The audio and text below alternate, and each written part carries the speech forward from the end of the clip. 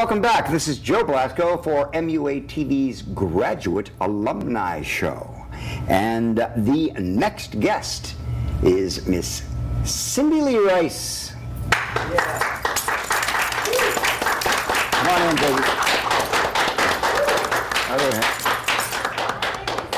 baby. Welcome, welcome. Mwah. Have a seat.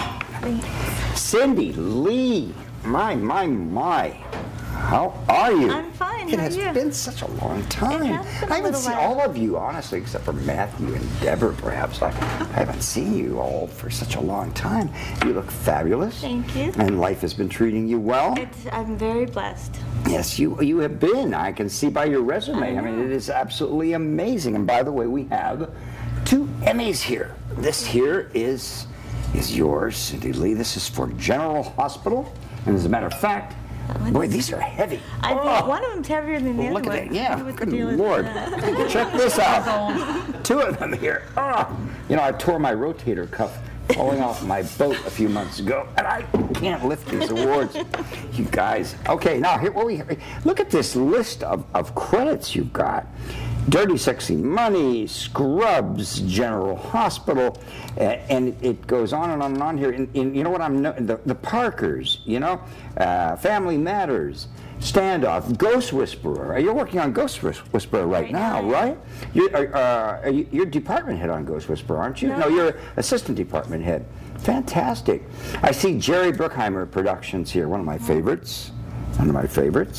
And it just goes on and on. Boston Legal, Entourage, Nip Tuck, The Oprah Winfrey Show, Drew Carey, Felicity, Sister, Family Matters, Clueless. Holy mackerel here. Boy Meets World, Good Morning America. This is fantastic. You've done so much. I know. I've been very fortunate to keep working. And you're working with one of my graduates, who is the head of the makeup department at ABC Television. I did, with Donna. Donna Messina. Yeah, love her. Isn't she terrific? Mm-hmm. And there are a few other graduates that are working there. There are. Wendy's there. Yes. She was a graduate. Is that Wendy? What was her maiden name? I know her as Pennington. Yes, Wendy Pennington. I'd love to have Wendy on too. We have to she's invite. Still there. So tell me, what's your favorite? What have you been doing? I've enjoyed all of them, but I mean, when I first started out at General Hospital, I was, getting fresh out of school. I was so excited just to be working. Like, I'm on a set. I'm actually being hired for money because, when I first got out of school, I had worked on a lot of things for free, just to try to, get my stuff going. Just to give, right? I was just so excited. I was really there and working, and I was so happy to be there, and I had a great time there. Yeah, now tell me about General Hospital. That's a very fast pace. It's so fast. But I worked it, I know you did. I worked it back with John Baradino. Yes, well, John Baradino was the first makeup I ever did. They hired me for a wedding, and he came in and he goes, "Are you a makeup artist?" And I said, "Yeah." He goes, "Well, do my makeup. Don't go crazy." And I was like, oh. And I looked at Donna and she goes, "Go ahead." I was like, "All right." How terrific. He was great, and he said the same thing every time he sat in my chair. "Don't go crazy." Like, okay. There was a lady that they used to call her the Sergeant. Do you remember? You don't remember her, right? She was like 80, 85 years old. Oh, maybe not. And she had been on the show all her life, I think. And she would chew garlic all day long. So everybody else, none of the makeup artists wanted to work on her. They always stuck her with me, And so I got stuck, with this garlic lady. But it was fun. It was a real quick, natural makeup, needless to say. And so we got her in and out. I remember a thing that I did one time with Johnny Elliott. And we were, all the makeup artists are always competing. They were always competing with one another, right? And we had to do beards on one of the General Hospital shows. And so I figured, okay, I'm going to do something. I'm going to shine tomorrow. So I went home and I prepped all my hair, right? I knew who I was going to be applying this beard to, and I prepped all this hair, and I had it all cut and prepped, like different sections for different areas of the face, right? And I Kryloned it just very, very lightly, so it would just stay together enough so that I could, attach it. And I had all of these pieces in a shoebox. So that when I went in the morning, I went in and I laid my shoebox down, and I had everything ready to go. Like every step of the application of the beard was in the box exactly the way that it needed to be applied, right? And poor Johnny, he came in, and he's got his hackle, and he's got all his hair all laid out. It was all prepped beautifully, of course, but not as I had it ready, step by step by step by step. And he didn't know what I was doing, and it was kind of like a little bit of a little competition, as all of us makeup artists do, And by the way, he is one hell of a makeup artist. He is so sensational. We were both kids then when we did this, right? So and so he looks away and he starts working on his beard, right? And I start putting on the adhesive, right? And I go over and I take out the first piece, slap, boom, take out the second piece, slap, third piece, slap, slap, slap, slap, slap, slap. Had the whole beard done. It was like 5 minutes. And I'm trimming it like this. And he goes, he's looking like this. These are some of the memories that I have of working on General Hospital. They're wonderful memories. They're great. As a matter of fact, I have a plaque that I have hung over Studio 1 in my Orlando MUA TV studio.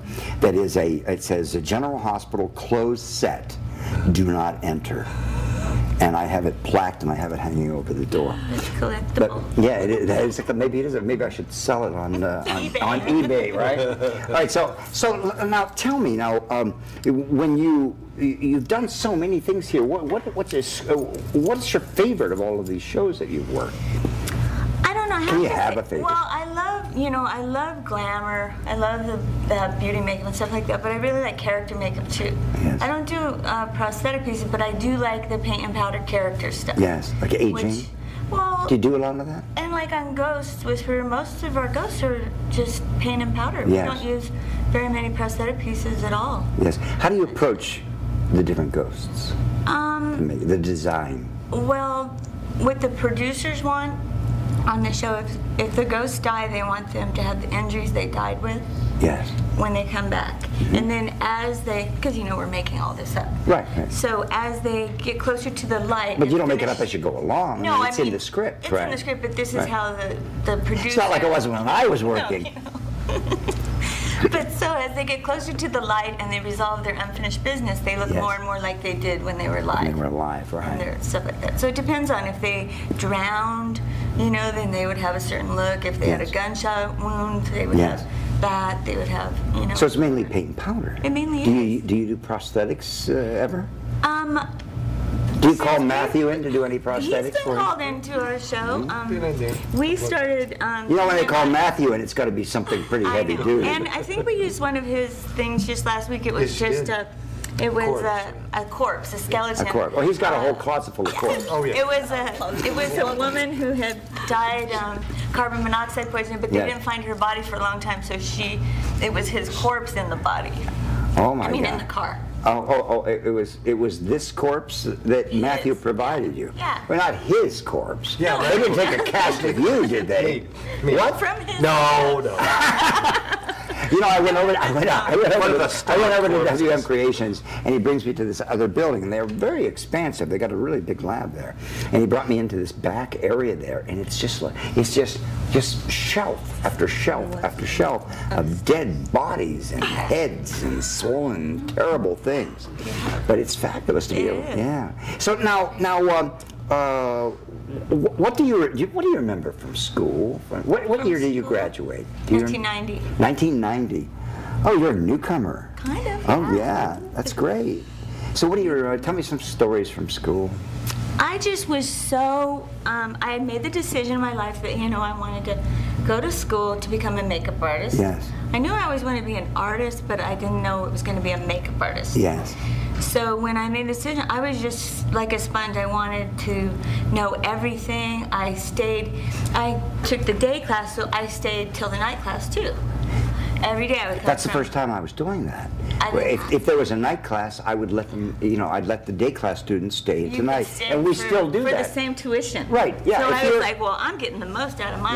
Yeah. So we still do that today. If you're enrolled in our day class, if we have a night class at the same time, then you're able to go all the way through and take the night class too. And then you have two different teachers. Mm-hmm. It was great. Yeah, you get two different points of view. And I remember when you would stop by. I remember one time in particular you stopped by, and you did an Asian eye eye into a Caucasian eye. Yes. That just mesmerized me. I was like, wow. And just to watch you do that, you are a true artist. Oh, thanks. Watching you work. Thanks. I did that in the book, too. In the book, The Professional Makeup Artist, Volume 1, if you don't have it, you should. There is, I did that. Just with paint patterns. Yeah, Eric Smith's wife came over and sat for me, and she's Asian. Right. And I did, and everybody thinks that it was done with a computer, but it wasn't. It's not computerized. It's even when I was standing there watching you do it, it's unbelievable. Oh, thank you. It's unbelievable. It's Thank you. great. Well, the old man still has it. I have to try a little. I have to try a little harder these days, you know. But I'm keeping myself amused, and hopefully the rest of the world too. I think so. And I also remember you always told us never to say you couldn't do something. That's right. You could always do something. If you didn't have the stuff, you could find the stuff. Absolutely. You can make a scab out of a cornflake. You can make pus out of some butter. I mean, you never say you don't have something. If they want something, you or say, I've got it here. That's right. I can remember when I was a kid, I built this big construction thing, and under it I had this butter. You know how butter comes in a little pack? And you know, and you get it really hot, and it gets all creamy inside the pack, you know, and I put a little hole in it, and I glued it onto the skin, and I painted latex over it, right? And I went into my class, and I put red around it like this, and I went up to my teacher and I said, Mrs. Eastman, I think I've got a problem here. And she says, let me look at that. And at that time I just grabbed it and I went like this, and the butter. I was awful. I was really awful. The butter just like went. Anyway, she sent me to the nurse's office. I bet. I'm surprised she didn't send you to the prison. Yeah, I'm surprised they didn't send me to an asylum. But there's still time. But this is where all this construction craziness came from, you know, from my early days. And I'm glad to hear that you enjoyed learning all of that. Oh, it was amazing. Yeah. It was great. It was the best. Yeah. And I've noticed too, being out in the world now, especially when I was at the soap opera, because a lot of young, new makeup artists come in. Right. And maybe that's their first job. Yes. The ones that come from Joe Blasco are really a lot different than the ones that have come from other schools. They kind of like.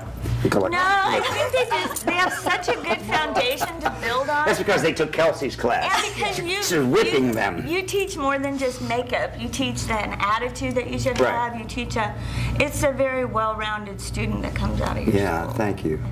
Well, we try to teach, you know, politics of what happens in the business, the reality, the real thing. We don't want to keep it. Don't step on the cables, you know, just silly stuff. Yeah, right. Exactly. Silly stuff that people that have never done it before, they don't know that. Right. And I don't know that other makeup schools teach that. Oh, I'm sure they do. I don't know. Well, I've never been to any of the others. But the students... I've met students that come out from others. Oh, you have? Well, we don't want to talk bad about it. No, I'm not talking about. We're not here for that. I'm just saying that I think that... The students who watch this can make their own judgments. Yeah, it's a huge it's a good foundation that you get from the school. Well, thank you. I appreciate that. You're wonderful. What I'm trying, we're not here to denigrate any makeup schools. We're here to actually to inspire teachers at the other schools to somewhat, you know, be certain that what they're teaching is really as in depth as possible. It's very important. Yeah, absolutely. I think what we have to do right now, sweetheart, is we have to break for a commercial. But we're going to be right back. So don't you go away. We'll be right back with Cyndilee Rice right after this word.